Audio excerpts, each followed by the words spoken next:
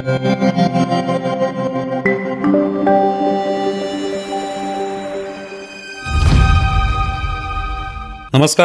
News डंकामध्ये मी महेश विचारे आपल्या सगळ्यांचं मनपूर्वक स्वागत करतो. मित्रांनो, आपल्या नेहमीच्या बातम्यांमध्ये अशा अनेक बातम्या असतात ज्याचा एक वेगळा पैलू असतो. आजच्या जमान्यात एक ठराविक आणि सर्वसाधारण पैलू आपल्यासमोर ठेवण्याचा प्रयत्न होतो. काही असे पैलू असतात जे दाखवले जात नाहीत, तसा प्रयत्नही होत नाही. असे पैलू आपल्यासमोर मांडण्याचा प्रयत्न आम्ही या नव्या उपक्रमाच्या अंतर्गत करणार आहोत. आपण यावर व्यक्त व्हा आणि या उपक्रमाविषयी आपलं मत मांडा. मित्र, भाजपाचे आमदार गोपीचंद पडळकर यांनी राष्ट्रवादी शरद पवार पक्षाचे आमदार आणि माजी मंत्री राहिलेल्या जयंत पाटील यांच्याबद्दल अभद्र टिप्पणी केली. ती कोणती टिप्पणी होती हे सांगण्याची आवश्यकता नाही. आपण त्याबाबत सर्च करून ते शोधू शकता. पण ती अश्लाघ्य आणि अभद्र होती, अनावश्यक होती, हे खरं आहे. अशी टिप्पणी करणं आणि विशेष करून आपल्याच क्षेत्रातील एका ज्येष्ठ व्यक्तीबद्दल ती करणं हे योग्य नसतं. अर्थात हे सगळं आदर्शवादी झालं. आजकाल महाराष्ट्रातील राजकारणाचा विचार केला तर अशा प्रकारच्या अनर्गल टिप्पणींचा खच आपल्या चहूबाजूंना आपल्याला दिसतो. गोपीचंद पडळकर यांनी केलेलं हे वक्तव्य असंच चुकीचं आणि अजिबात समर्थन करता येणार नाही असंच आहे. त्यावर मुख्यमंत्री देवेंद्र फडणवीस यांनीही आपलं मत स्पष्टपणे मांडले.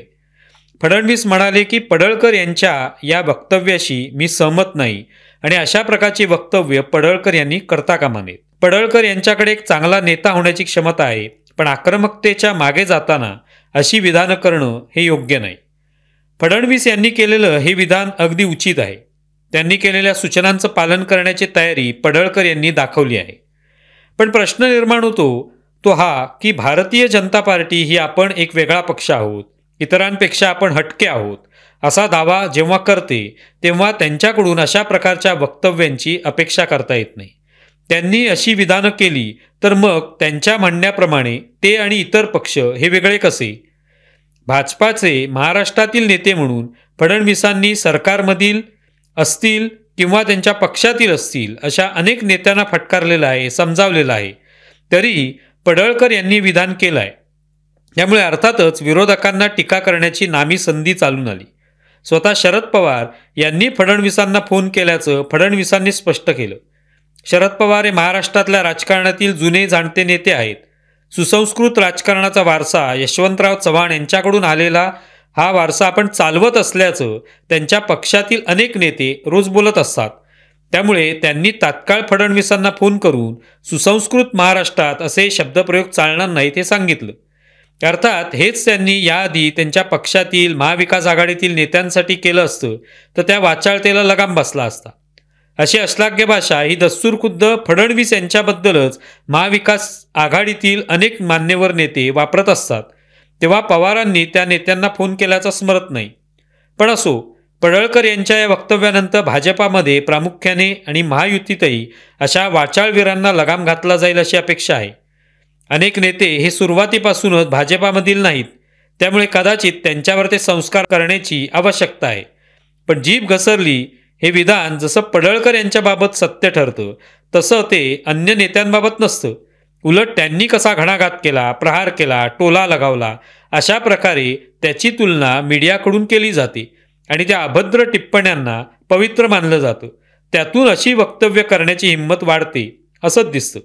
महायुतीतील एक प्रमुख नेते असलेल्या छगन भुजबळ यांनी अंतरवाली सराटीत वर्षभरापूर्वी झालेल्या आंदोलनादरम्यान पोलिसांवर करण्यात आलेल्या दगडफेकीत शरद पवार यांच्या पक्षातील एका आमदाराचा सहभाग असावा असा संशय व्यक्त केलाय.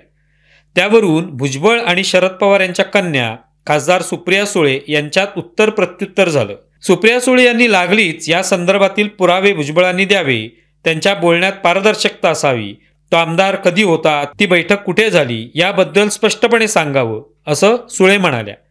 खरं तर अशी स्पष्टता अशा प्रकारच्या अनेक आरोपांच्या बाबतीत असायला हरकत नाही. स्वतः सुप्रिया सुळे, त्यांच्या पक्षातील रोहित पवार हे असेच आरोप करतात, पण त्याबाबत कुठे असते स्पष्टता? भुजबळांनी त्या आरोपांबाबत पोलिसात तक्रार करावी असं त्या म्हणतात, तेव्हा त्यांच्या पक्षाकडून नेत्यांकडून होणाऱ्या आरोपांविषयी पोलिसात तक्रार केल्याचं दिसत नाही. ते फक्त आरोप मीडियातच होतात आणि नंतर हवेत विरतात. आज कदाचित अशा आरोपांपेक्षा पोलिसात तक्रार केली तर त्या आरोपांना खरा अर्थ असतो हे त्यांना पटलेलं असावं. राहुल गांधी अशा प्रकारचे आरोपांचे बॉम्ब रोज फोडत आहेत. पण त्याबद्दल ते ना पोलिसात तक्रार करत ना न्यायालयात जात, फक्त आरोप करतात आणि त्याची मग चर्चा होत राहते. पंतप्रधान नरेंद्र मोदी यांचा वाढदिवस दणक्यात साजरा करण्यात आला. 75वा वाढदिवस असल्यामुळे केवळ भारतातच नाही तर जगभरात त्याची चर्चा झाली. दुबईतील बुर्ज खलिफा या महाकाय टॉवरवर देखील मोदींना शुभेच्छा देण्यात आल्या. जगभरातील नामवंत सेलिब्रिटीजनी मोदींना शुभेच्छा दिल्या, त्यांच्यासोबतचे फोटो टाकले. मात्र हा दिवस अनेकांसाठी पोटदुखीचा दिवस सुद्धा ठरला.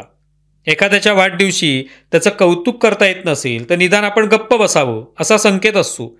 मात्र तो न पाळता वाढदिवस असलेल्या व्यक्तीबद्दल अनादर व्यक्त करून त्याची खिल्ली उडवून तो दिवस साजरा करणारेही कमी नव्हते.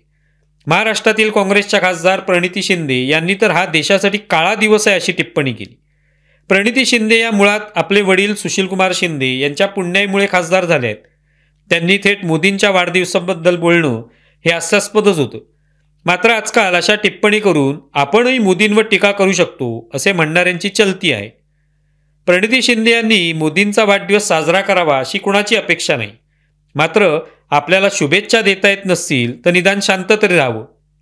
मोदींनी आपल्या कुणा नातेवाईकाच्या पुण्याईवर हे पद मिळवलेलं नाही. ती परंपरा काँग्रेसची आहे हे प्रणिती शिंदे विसरल्या. जी व्यक्ती स्वतःच्या चेहऱ्यावर कर्तृत्वाच्या जोरावर देशात सत्ता आणते, 300 खासदार निवडून आणते, त्या व्यक्तीचा वकूफ प्रणिती शिंदे यांना लक्षात येणं कठीणच आहे. जेव्हा प्रणिती शिंदे आपल्या ताकदीवर एखादा खासदार निवडून आणतील तेव्हा खऱ्या अर्थाने ते अशी टीका करण्यास पात्र ठरतील नाही का? आपल्याला व्हिडिओ कसा वाटलाय जरूर कळवा. आमचा व्हिडिओ जास्तीत जास्त लाईक करा, शेअर करा आणि आमचे यूट्यूब चॅनल सबस्क्राईब करा. धन्यवाद.